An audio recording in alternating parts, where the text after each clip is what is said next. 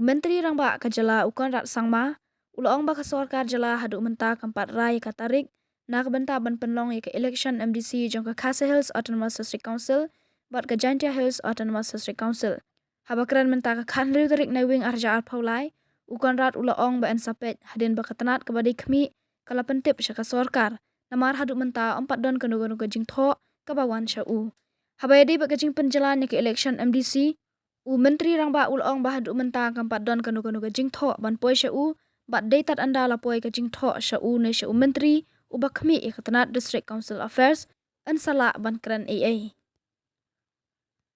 There is nothing like that. The process is following and we are moving as per procedure.